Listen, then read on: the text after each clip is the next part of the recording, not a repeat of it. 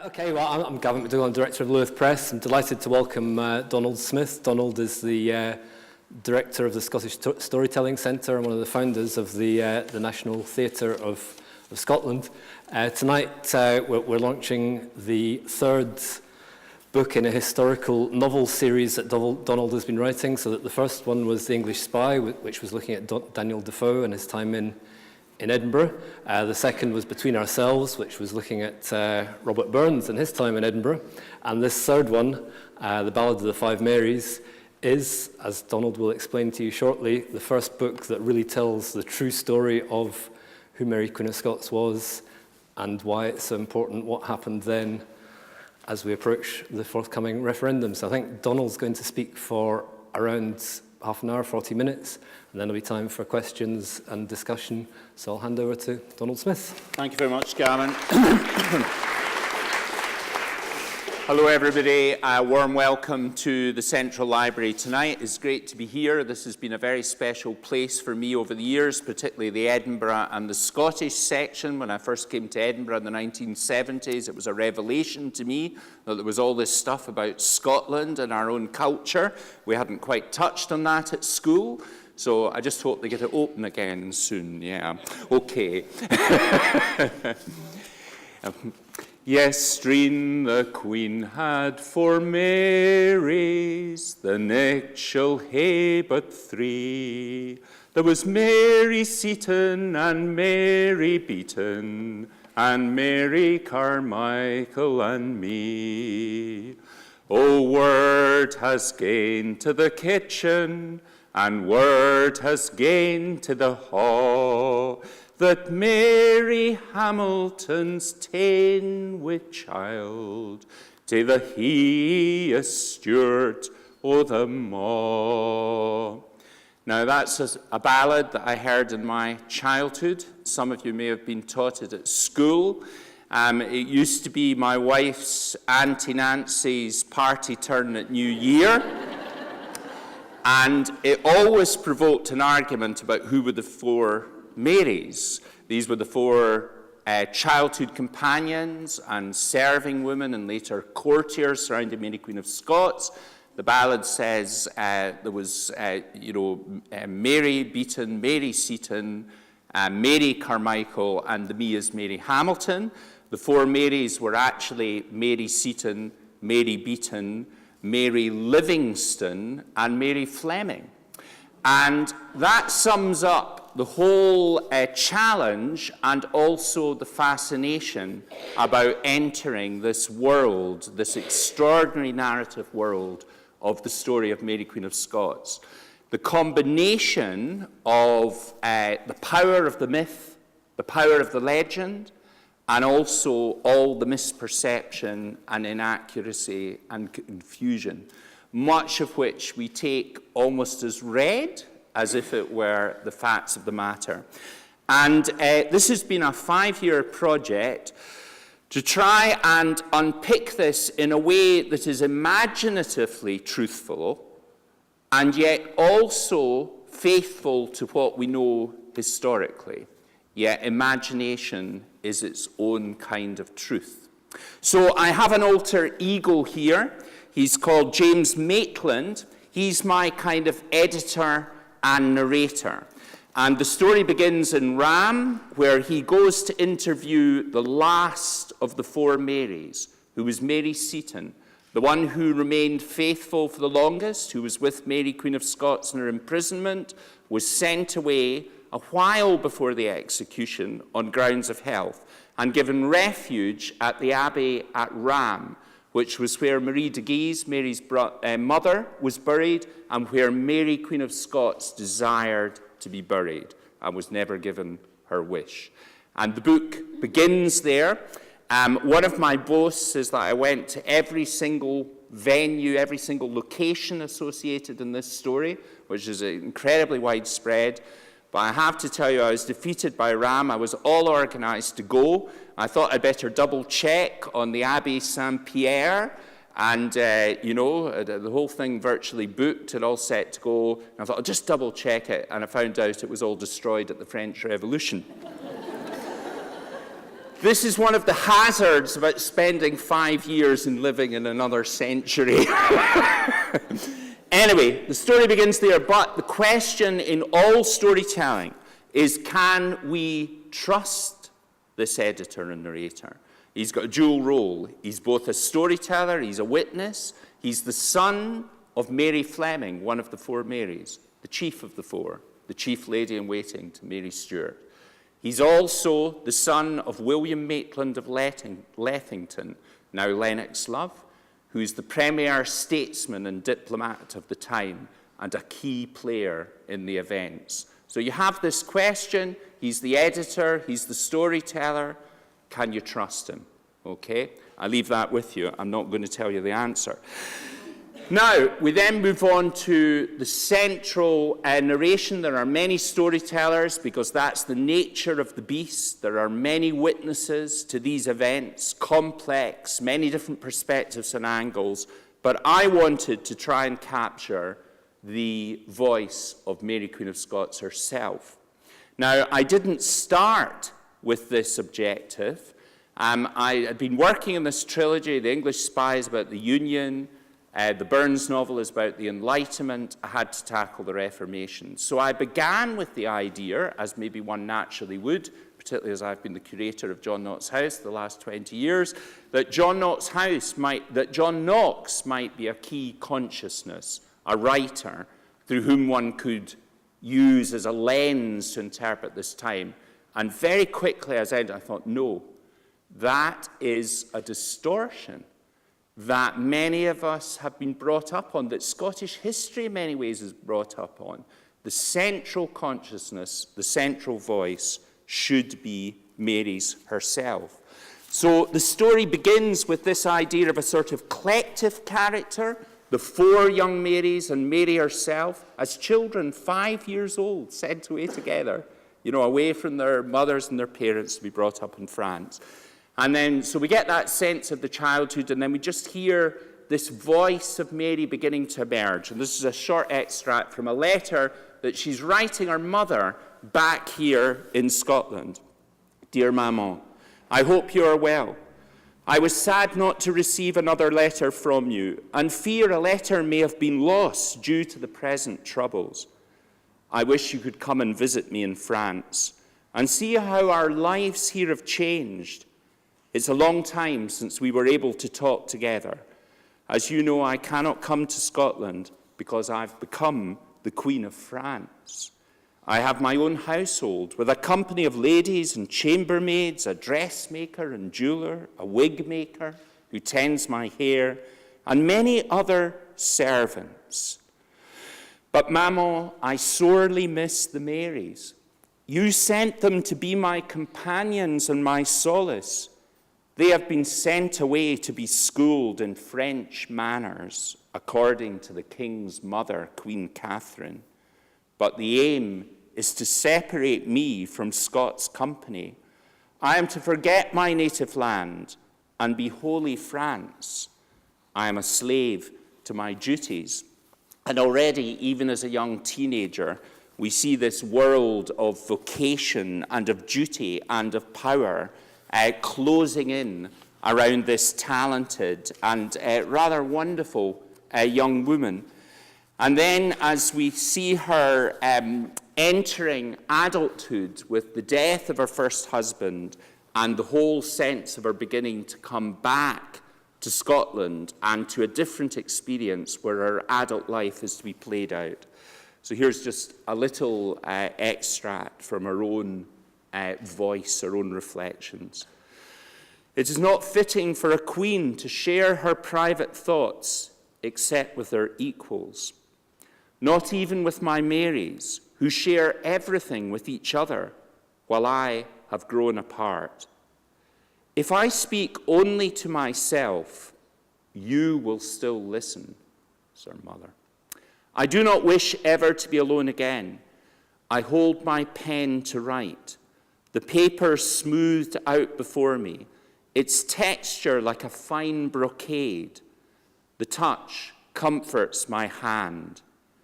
In words, there is a world that I can make my own when I am left to myself. So, the beginning of following that thread of Mary's life to her time in Scotland. And one of the things that I'm trying to demonstrate here is this period of wonderful hopefulness and expectation and delight and drama and dance, and this sense that the good old times of Scotland were to return, that were inspired by the return of the young Mary. And on the cover, you'll see this marvelous, absolutely unique representation of Mary as a young queen here in Scotland. Lots of images of the grieving young widow in France, all the images of the martyr, most of which were painted after she was dead. And here's this wonderful little sketch. It's in the National Library just over the road from the Foreman Armorial, 1562, with this little message carved into the preset box, because this book has sketches of lots of kings and queens of Scotland, and you realize it's absolutely immediate. Our sovereign lady who now reigns, at this hour, ye mighty Lord be ever her protector, and make her marriage as he thinks best, that her liege may reign in peace. And he didn't have room to get the word "and" in. He says, in peace rest, in peace and rest.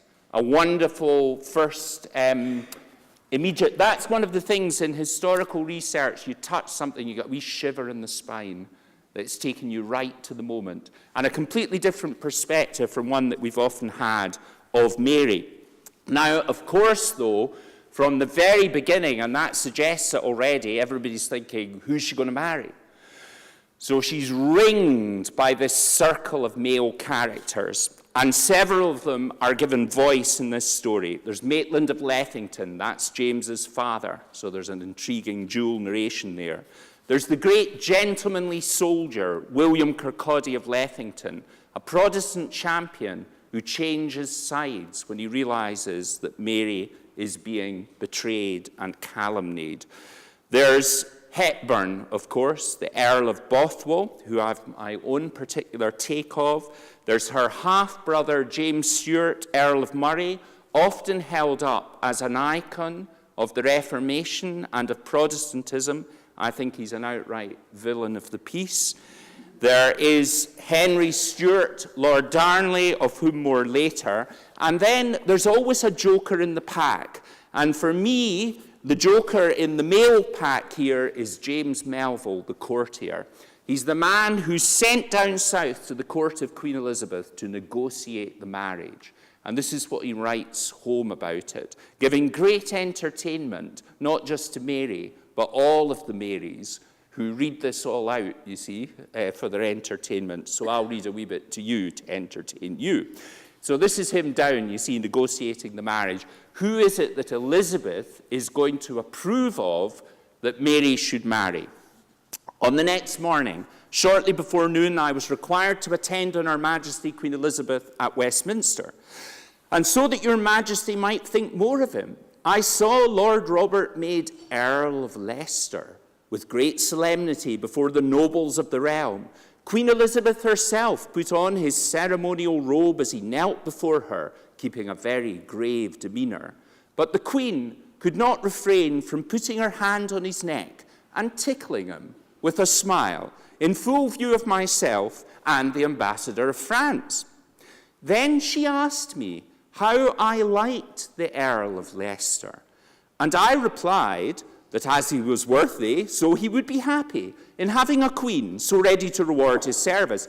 Yet, says she, you like that long lad better, pointing at Lord Darnley, who, as a prince of the blood, had borne the sword of state before her in procession.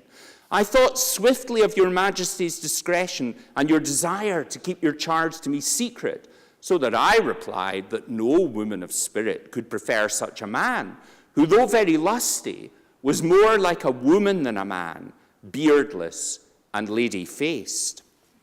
And this starts a whole series of encounters where Elizabeth is clearly pumping Melville for information about the woman her cousin. She often called her her sister, with whom all her life she was fascinated, yet she couldn't bring herself to meet physically in the flesh. That evening, the Queen appeared so affectionate to your Majesty, so eager to see you, that she invited me to her bedchamber to see your picture, which she delights to view. She opened a little desk where there was a heap of portraits wrapped in paper, and the first one she picked up was labelled, "My Lord's Picture." I held the candle closer and pressed to see the image. She was loath to let me, but finally I prevailed and discovered Leicester's portrait. I asked to have it to carry home to your Majesty, but she refused, saying it was her only picture. "But madam," says I, "you have the original," pointing over to where the Earl was speaking to Secretary Cecil. You couldn't make this stuff up, you know. I mean, there's times, this is absolutely Melville's account. Right, I'll just give you a wee flavour. I'd almost lost track of our conversations. There were so many and so various. But your Majesty instructed me to use pleasantries sometimes that I might test your cousin's natural temper. Now, every day she had garments, now French, now Italian, next German, as if to prove her mistress of every fashion. Now, says she finally, which suits me best? I said Italian, which pleased her mightily, since she loves to show her golden hair tied up behind in a caul and bonnet. Her hair is more red than yellow and curls naturally, as does your Majesty's own lustrous locks. So next she wonders which kind of hair is esteemed the most, and whether her own or your Majesty's were best, and which of you could be considered fairest. I said that fairness was not the worst fault of either queen, but then she was determined to have my answer, which is the fairest. Your Majesty is fairest in England, and Her Highness of Scotland fairest in that kingdom. Do not dissemble, sir. She was peremptory, as is her way. Bit of a Mrs. Thatcher. Your Majesties are the brightest ornaments of your court, but while you're lighter in colour, my queen is very lovely. Elizabeth paints her face to a smooth whiteness like alabaster. Which of us is taller? Her Majesty of Scotland. Then she must be very tall, for I am neither too high nor too low. I felt it politic not to comment on the subject of your Majesty's height, which, as everyone knows, is very pleasing. What leisure does she take? Oh, you know, she hawks, she hunts, etc. She reads many books, especially histories and poetry, which she composes well, and she plays sometimes on the lute and the virginals. Does she play well? This is pretty well for a queen. Well, that is James Melville's, well, you know, a little worked up, but you hit these marvellous, the sense of psychology and drama of this period is absolutely fabulous, and it's Scottish as well as English. We're often given the Shakespearean picture. We don't really get that sense of how the Scottish thing thrives and flourishes in so many ways at this time. Now, I also have a female joker in the pack. Amidst my Mary character, a serious character, although a woman of great liveliness and imagination, the four Marys, who are very diverse in their character, I have Elizabeth Hepburn. Now, Elizabeth is the cellarer of the convent at Haddington. And she's very interesting because she's a Hepburn, but a bit on the wrong side of the kind of family hierarchies. And she turns out actually, but I'm not going to give it away, to be a key figure in the unwinding of the plot, because she happens, because of her involvements in East Lothian, to know different threads of the story. And I'll just give you a wee flavour of her storytelling as she ages and begins to want to tell something of the truth of her experience through this whole period. And of course, East Lothian's central to it all because of the locations. I've no mind of my own to write this, but sister, and I will call her sister, Francesca Clare keeps on at me, licking her lips like a pet cat about to swallow a robin. Think what you lived through. Aye, indeed, once is enough, thank you kindly. I pull the shawl, woven from good Lammermuir wool, more tightly round my sagging shoulders. Another log onto the blazing hearth. Be a dear now, Francesca, and fetch us a warming glass of claret. Masses cease, except the priests are hidden in holes, but the nuns of Haddington will have their winter fuel, and their rights to French wine, thank God for his comfort. Did not the French lay our poor town waste, and the English as well?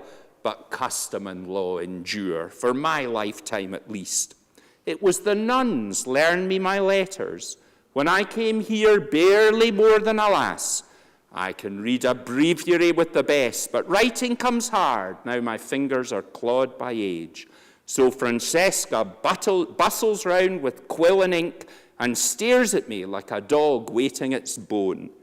I can write down what you remember, and what she remembers proves to be really quite revelatory and dramatic at close quarters, whereas maybe at the same time she's giving a bit of a picture that all might not have been totally well with the Catholic Church, despite Mary Queen of Scots' own idealism. A wee flavour of the Marys themselves, 4 different characters, Seaton, Beaton, Livingston and Fleming. And one of my aims or purposes through this has been to try and bring out something of those differences as they develop themselves as characters and as various tensions emerge between them and their different purposes, tensions that become quite critical, really, to the fate of Mary herself and to what's happening at the Scottish court. But in the beginning, as they all come back, it's a great moment of freedom and of joy. And we follow the day book of the Marys, the collective journal that they keep from childhood. Beaton. I've unpacked this dusty book and opened its pages again. Now we're together. I would like everyone to write what is dearest to them so that it will not be lost to each other. Mary need not read this unless she wishes, and even then she can pick and choose. But we should speak from our hearts, for nothing else truly serves in this age of mirrors. Seaton. We are in our precious days, and we must mark them as if with God's hourglass. I believe we shall all look back on these times as our happiest. Livingston. Dear Seaton, you're a sober guide when I'm still a giddy girl. What a time we've had since arriving back in Scotland. Everything is new for us and bright with unaccustomed colours. Every day I go riding for at least 2, sometimes 3 hours, hunting with courtiers, hawking by ourselves, galloping off on our own. We were never so free in France. I am so happy to be at home in Scotland. Am I too licentious, Seaton? Surely not, for this release is the most important thing. We have left sadness behind for a new beginning in our own country. So I pray every night for each and all. And Beaton, the court at Holyrood is the best place I have ever danced. Every night with feasting done, the carpets are rolled back, and Mary leads us out to viol, lute, and pipe. The royal gallery is perfect for display. How the Scottish nobles gawp, but in no time they too are on the floor at their queen's command, stepping out with the best. And part of the drama, if you like, is that sense of the collective voices and the deepening of crisis around the court as the question of the marriage looms. Now, just very quickly, a short historical point. What we have to realize, and this is a theme throughout the book, is the whole issue about gender at this time, maybe still in our times. But if a queen, whether it be Elizabeth or Mary, married, the issue was that many would then expect that husband to act as king, to actually effectively be the ruler. And that is the real reason why Elizabeth never married.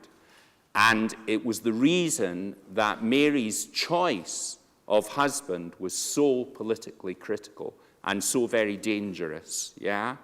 And one of the things that's been much misunderstood is her motivation in marrying Darnley. As if like a young girl, she fell for him. Darnley was royal in both the Tudor and the Stuart context. The marriage to Darnley hugely enhanced Mary's political status and her claim to the English throne. So emotions did become involved, but also politics. And I'll just, I'm not going to follow the twists and turns of all that. I'll just give you a little flavour of Mary quite soon after the marriage. This is another bit of locational stuff. This is just happening to our left here, up the hill. A grey summer day without diversion. Darnley is asleep after staying up late drinking. I call a groom and ride out of Holyrood on my favourite mare. Along the dykes we go towards the river, when something turns me back in the direction of the castle. I slip up the hill and canter through the gatehouse. There are royal rooms here which I have not used, more secure, I suppose, than the abbey, but exposed to the east wind, even in a milder season. The guards are startled to see their queen so anonymous, but I pass through the portcullis and up the stony road, leaving my horse outside the inner gate. My mother sought refuge here and tried to govern from this ancient fortress. They blockaded her in and abandoned their queen, even in her illness, my Scottish lords. She must have walked in this courtyard and along these high ramparts until you could walk no longer. King David's tower stands high above me, but spread out all around are the hills, the plain, the river, unrolling like a map. If man could fly as a bird, this is where he should circle and wheel over the earth, free, so free and light in the air, like a winged spirit. I should come here more often, away from the courts, to where I can be alone. But then they would follow me. I'm not permitted to be by myself any longer. He is a handsome gallant. His accomplishments would shine in France. He bore Elizabeth's sword of state. When we dance together, he draws admiring eyes. When he lies tangled in the sheets, unconscious, he breaks into a sweat, and I wonder if he is ill again. Is that strange odor in the air? He is my husband, and comes to my bed when and how he pleases. We are not able to talk together about what is most important. And, Darnley's really the start of the disasters. He's really a shit of the highest order, I'm afraid. There's really no other way to go at it. Quite a complex shit, though, you know. Shits tend to be kind of more simple. So we follow the drama. It pacens, it quickens, the threat of violence, the actuality of violence, what all that tells us. I present here a version of what happened just down the road that way at Kirkafield on the night that Darnley died. I'm not going to expound that at the moment because it's quite complex, but I believe there was a double cross going on that night. And I think that the clues to what happened all lie in the Rizzio episode, already set up for us. And, and in the midst of all that, I'm absolutely and utterly convinced that Mary had absolutely nothing to do with Darnley's death, directly, indirectly, looking the other way, suggesting, absolutely none of it. All of that is a very elaborate framing, very deliberate and brilliantly done, but simply not true. So I'm just going to give you a little flavour of on the eve, as it were. The pustules have cleared. A last round of bathing, and he'll come back to Holyrood to climb the private stair. The mask is gone, his face is healing. This is a day of bustle and distraction. We attend the last Mass before Ash Wednesday and, changing quickly, go straight on to Bastian and Christine's wedding. What fun there is when my servants marry within the household and remain part of the family. I wonder if Bastian will wear one of his satyr costumes with the tail, but all his conduct is decent and merry. Christine looks her best in the dress I had made. Her husband may be the best stage designer in 2 kingdoms, but I am still queen when it comes to judging a bridal gown. The party will go on all day, and I promise to join the dancing later. If your majesty do not dance, the marriage is nothing, chides the groom with shoulders raised and hands outspread with Gallic indignation. But I must go on to a banquet receiving a new ambassador. Bothwell, Argyll, and Huntly are there, along with the chief courtiers, and after dinner I take them with me up to Kirkafield. Better with company to smooth over any ill temper. Lady Murray is about to go into labour, so my brother has already left for Fife. You bet. Wine has been sent ahead with a musician to celebrate Darnley's return to health and humour. The lords roll dice at the table, while I remain beside the invalid. I've written today to my father. He'll be very glad of your news. He will be curious as to how I have recovered so quickly. It's because of rest and good treatment. You've been a good patient, I soothed with half a mind on the clicking dice. But I am better through the kindness of those who for a time concealed their goodwill. That's what I said to father. I mean you, my love, the Queen, who's treated me like a natural and loving wife. What do you think of that, Mary Stuart? I'm glad of your good opinion. Not everyone loves you, Mary, as I do. There are those who would plot against you, even now. I fear that's true, and against our son, Prince James. I know nothing of that, but there are devils who whispered something else in my ear. Shall I tell you what they said? If you want to, Henry. He had my full attention. They said I should kill you and take the throne. Were they wise? They are evil, as devils are. Then you'd best ignore them. When you are loving to me, I do not hear those voices. Stay with me tonight. I cannot stay tonight. Why not? You slept downstairs last night. I have to go to Bastian and Christine's wedding party. The horses are waiting in the yard. Send them away. You make too much a base servant. Stay tonight if you value my life. I promised, Henry. And anyway, tomorrow you'll be at Holyrood. All right, if you must. Maybe it's better that way. I'll come up our stair when it's dark. Promise that you'll be waiting for me. Promise, Mary, I can be your king again. Till tomorrow, then. See, take this ring as a pledge of our friendship. Good night, and sleep well. I held out the ring, unable to touch his finger, and he snatched it from my hand. Tell them to leave the wine. To horse, gentlemen, hurry. We must see the new bride to her bed. So we go out into the court, with grooms milling round and torches lighting our party into the saddles. French Paris is there with a face like a geyser. Hooves clatter out into the night, and down to Holyrood we go to drain the marriage bowl to the lees, and so to bed. At 2 o'clock, noise like a battery of guns wakes me from deep slumber. I send messengers to find out what has happened. The guards are up and arming. Erskine's by my side. Where's Bothwell? They return quickly and tell me that the house at Kirkafield is reduced to rubble. Darnley, laid out in his nightshirt, is in a field beyond the wall. His manservant stretched beside him, dead. They've tried to kill me, and Henry's been murdered. Everything undone, ruined, all ruins.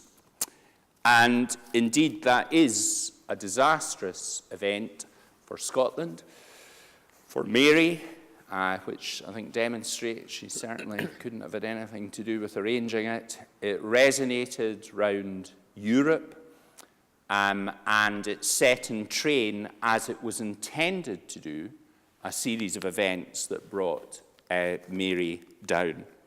And eventually that course of events brings us back, affecting James Maitland's father, affecting every key character in the book, brings us back full circle in the same structure of Mary's sense of her life in my end as my beginning, back to Ram, to the last Mary, who is the person who is able to give the papers, the final testament of Mary, Queen of Scots herself, which she had given to Mary when she left her in prison. She finally finds somebody that she can pass it on to, and we hear Mary's own voice at the very conclusion.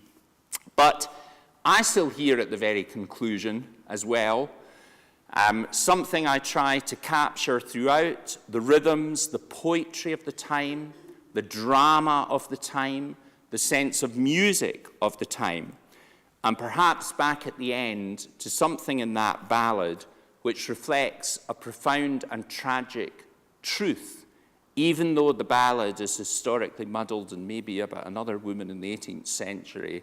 It's sucked back into a profound tragic truth about the waste and the cruelty and the loss.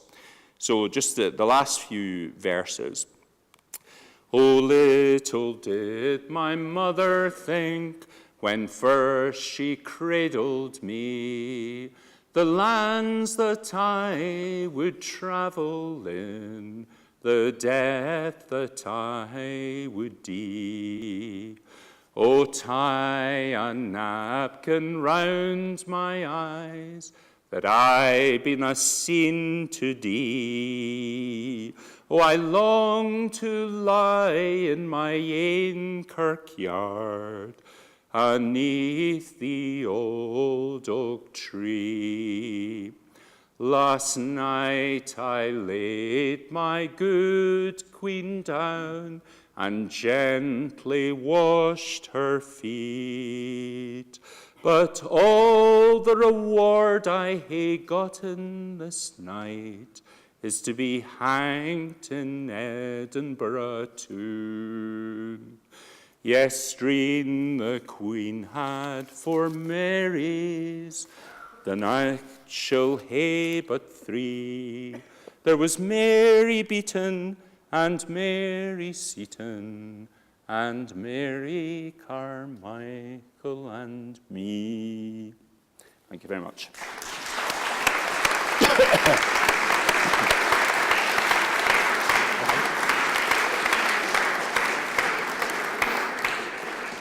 Well, thank you, Donald. And who knew you had such a wonderful singing voice as well? So Tommy, you've been obviously immersed in Mary's story, being curator of the John Knox House and so on, and then you embarked on your research for this book over the last 5 years or so. Did you actually surprise yourself by the Mary who emerged as you went through the process? And can you just sort of back up why you really feel that everybody else has got it wrong, and do you think they deliberately got it wrong, or? Well, there's 2 things about it, and the first one actually is interesting, connected with John Knox House.